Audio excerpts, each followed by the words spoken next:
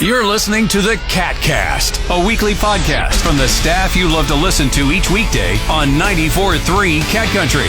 Killian Hart and Jordan J.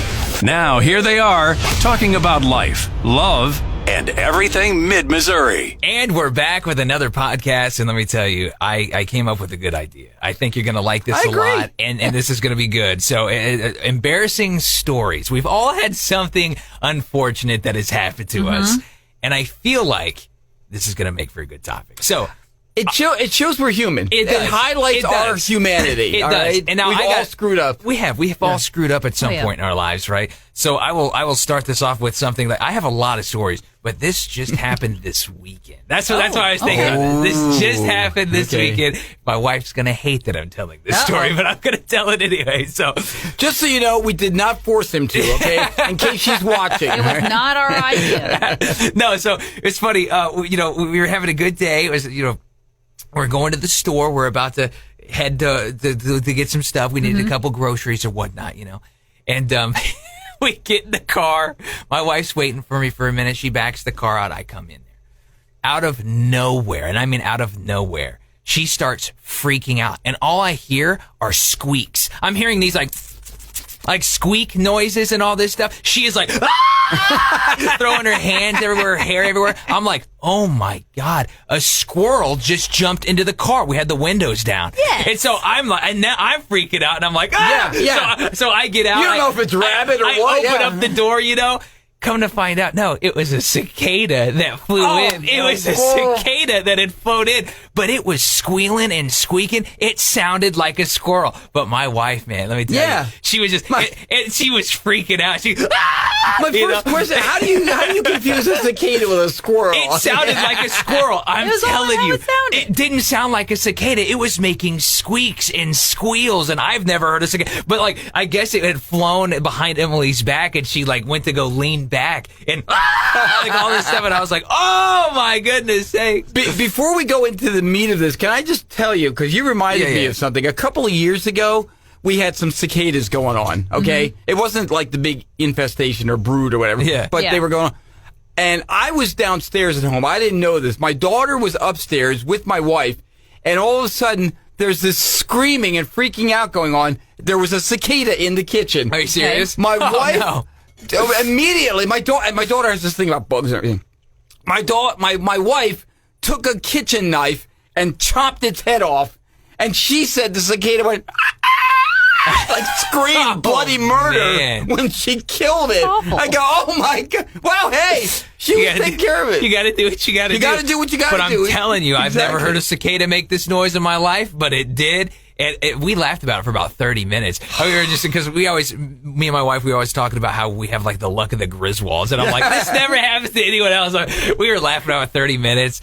She was like, oh, my back. Because the way she jerked and all that in her stomach. Embarrassing stuff that's happened to us. I think I've shared this on air before. I can't remember, but it was fairly early on in my radio career. And we were at the fair here in Jefferson City. And I can't remember who we were bringing on, but for whatever reason, I was there by myself. So either, you couldn't make it. I can't remember the situation. But anyway, I was kind of nervous about going on stage by myself. Then you get up there, and there's lights in your face. You can't see anything. All you can see is maybe the first row of people, and that's it.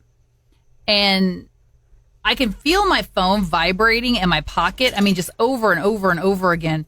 And I'm thinking, oh my gosh, I am killing this intro. People are digging this until I got off stage. And the first text was, OMG girl, close up shop. Next one was, oh my God, your pants are unzipped.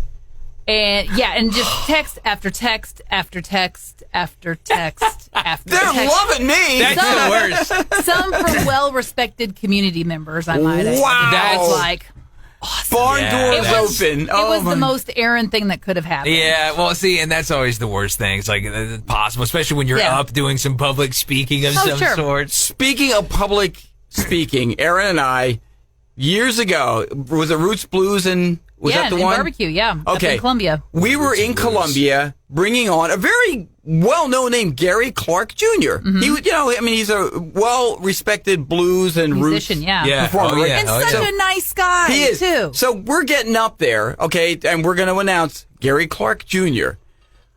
I don't know why, but we both went brain dead, and we go, ladies and gentlemen, let's give a warm welcome to the very talented...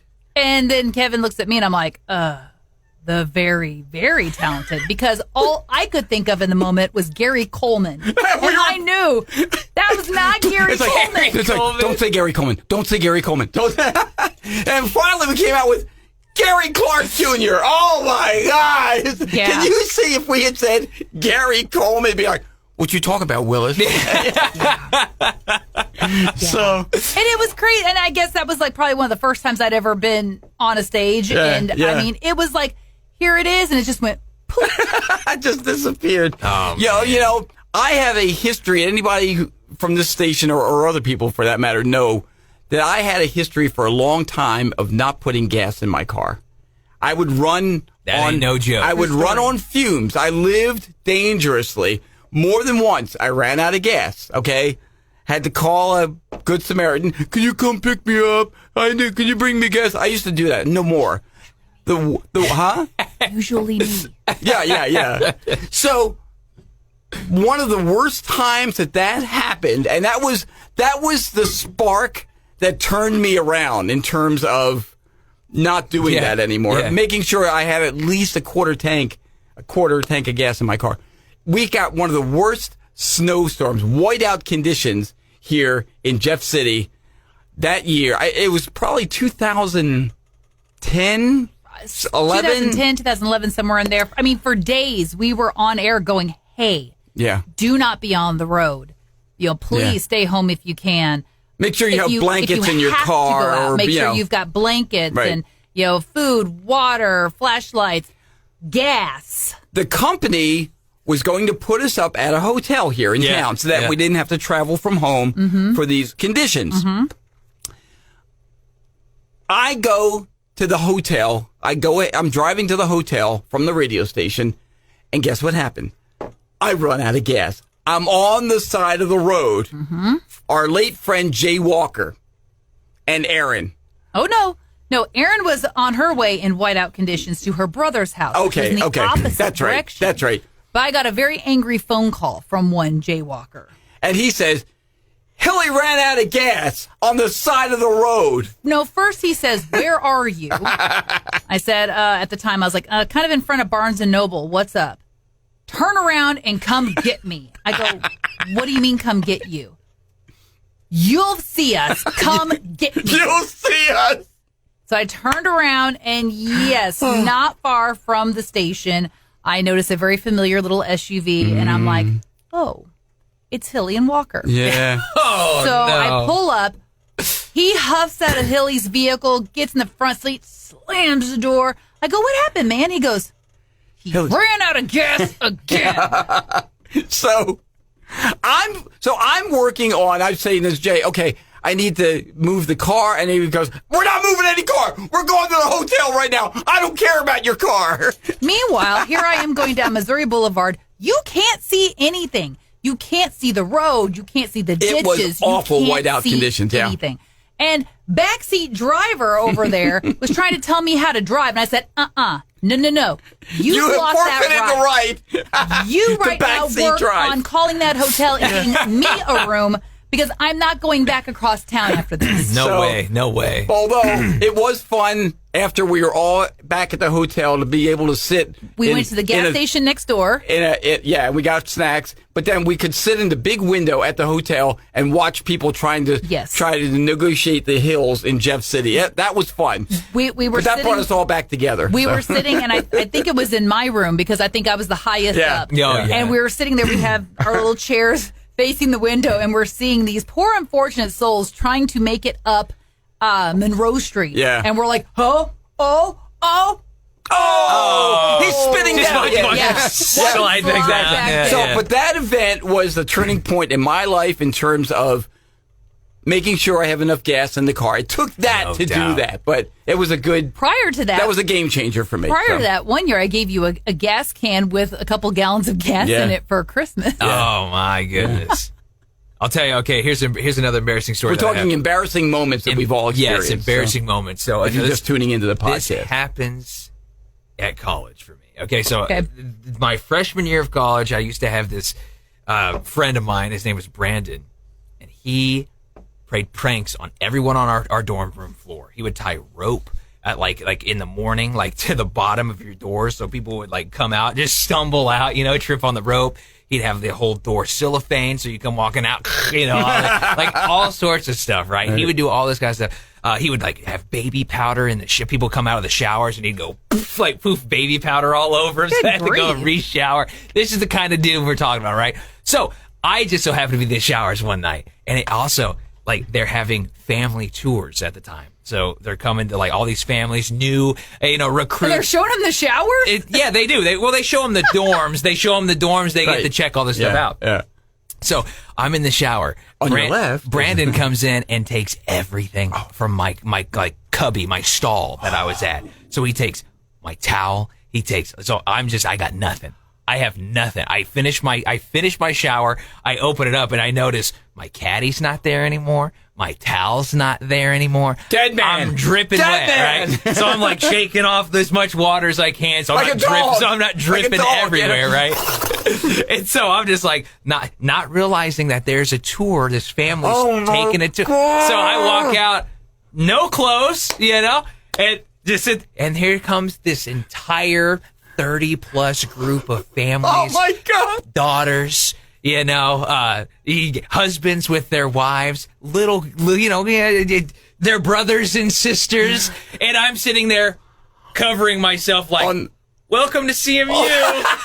On the Go left, Eagles! On the left, you see our resident Jordan in his natural state. Wow. I'm sitting there knocking on Brandon's door man, give me my towel! Are y'all friends to this day? Yeah, we're still pretty good friends. Yeah, man. My buddy Casey, too, was a roommate at the time. Finally, I'm sitting there, he hears me screaming. I'm like, please open the door! You're kidding? That bonded him to it. About 10 minutes later, he's that finally I get to because my buddy wasn't in the room. I thought he was. Yeah. Turns out he went to class. So about 10 minutes later, he came back, and I was I was in between classes. I wanted to, so I'm take a shower real quick. So. Embarrassing stuff that's happened to us. Yeah. Okay, so I had gotten a divorce in 2012.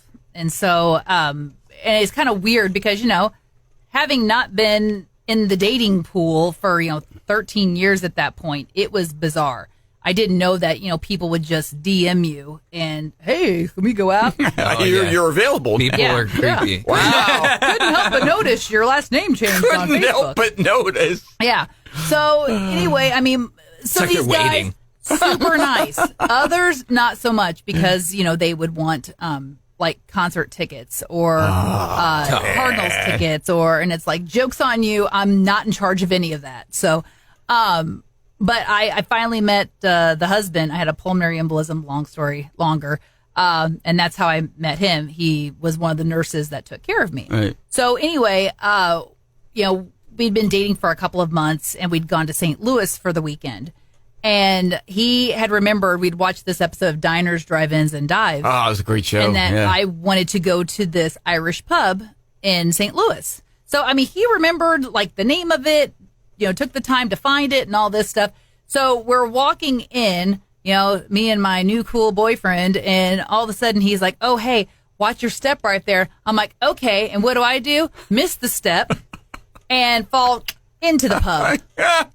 Completely stone sober. Completely sober. Yes. I bet you he was impressed. Oh yeah. He was like, wow. He's she's a keeper. I told you to be. Yeah. Well, he kind of knew at that point that I was kind of klutzy, but that one really solidified. that just stole his heart right there, man. Yeah. That was it.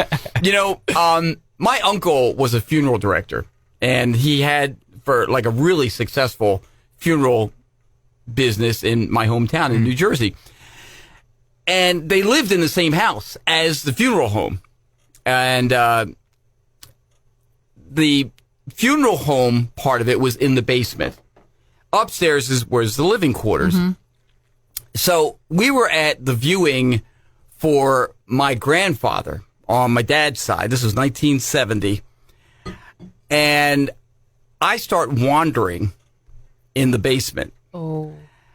You're not supposed to do that at a funeral home, okay? Because there's all kinds of things there that are not, shall we say, ready for prime time. Right. And there's a door there. And of course, little 11, 10-year-old Kevin says, I got to open this door. And I open the door, and here's old Mr. Tyson. Was he standing up? Completely, yes, actually he was. Completely frozen on like a pedestal on like one of those things. It's standing like that. And I open the door and I go, and I was out of there so fast. It was like something out of Scooby-Doo. I was going to say, because at first I thought you meant he was like laying on the table, but then I'm like, is he standing up? You're like, yes. Well, he was on the table, but it was like raised up like that. It was like tilted. Yeah. So and that's why they call it the fun home. But isn't it ironic that it was Mr. Tyson and they make frozen foods? Oh, yeah, Tyson. Oh, man, Tyson Foods. Yeah, you're right. He's here all week. Oh my God. You got something embarrassing, something that's happened to you, come on, share it with us. Something fun. We'll all laugh together. Mm-hmm. You know, you can share it with us right now at catcountry@mailzimmer.com. We'd love to hear your embarrassing story, and we promise not to laugh at you. I'll leave you with this little nugget. So I played basketball through high school, and on away game days, we had to dress up. You had to, like business suits or nice dresses, whatever the case may be. And I chose a dress that day. Ran to the bathroom in between classes, and I was the girl that successfully tucked her skirt into her pantyhose. Walked down the hall. Is that the walk of shame? No. Well, I mean, for 14-year-old Aaron at the time, yes, it was. Yeah. Thank you for allowing us to share our embarrassing moments with you. And the good news is that you'll survive. Exactly. Yes. Thanks for joining us for another KATcast. You've been listening to the KATcast, your weekly dose of fun from the staff you know and love on 94.3 Cat Country. Click subscribe and never miss an episode. Share it on social media and tell your friends with 94.3 Cat Country.